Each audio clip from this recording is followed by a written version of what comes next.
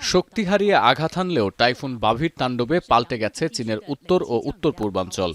একটানা ভারী বৃষ্টিতে শুধু উপকূল নয়, প্লাবিত হচ্ছে ছোট বড় জলাশয়, নদীতেও প্রবল ঢেউ, বাঁধের দুই প্রান্তে তীব্র স্রোত। বালির বাঁধ দিয়ে কোনোমতে ঠেকানো হচ্ছে বন্যা। কোথাও কোথাও উপকূল ছাপিয়ে প্লাবিত শহর অঞ্চলও। এখনও পানি নামেনি রাস্তা থেকে। রাতের অন্ধকারে টর্চ জ্বালিয়ে চলছে উদ্ধার অভিযান। অন্তত ৪৬টি নদীর পানি বিপদসীমার ওপর দিয়ে প্রবাহিত হচ্ছে এবং ১৮.৫ লাখের বেশি মানুষকে নিরাপদ আশ্রয়ে সরিয়ে নেওয়া হয়েছে। বিপদ ঠেকাতে জরুরি সেবায় নিয়োজিতদের ২৪ ঘণ্টাব্যাপী পালাক্রমে কাজ করে যাওয়ার নির্দেশ প্রশাসনের। এর মধ্যে সবচেয়ে বেশি ক্ষতিগ্রস্ত উত্তর পূর্ব উপকূল এবং উপকূলবর্তী শহর। রাতারাতি বন্যায় তলিয়ে গেছে বেশিরভাগ নিম্নাঞ্চল। রেলপথ সেতু ক্ষতিগ্রস্ত হওয়া ছাড়াও ব্যাহত সড়কপথে যান চলাচল।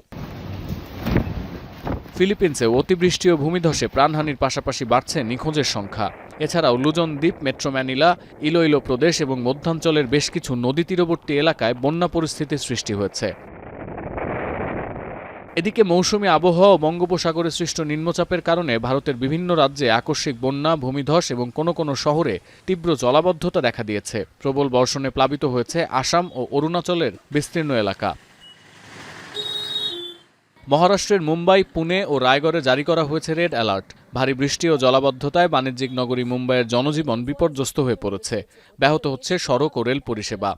এছাড়াও আগামী কয়েকদিন উত্তর পূর্বাঞ্চল, পশ্চিমবঙ্গ, ওড়িশা ও বিহারে মাঝারি থেকে অতি ভারী বৃষ্টিপাতের পূর্বাভাস দিয়েছে দেশটির আবহাওয়া বিভাগ। সতীর্থ কর্মকার, এখন বিশ্ব।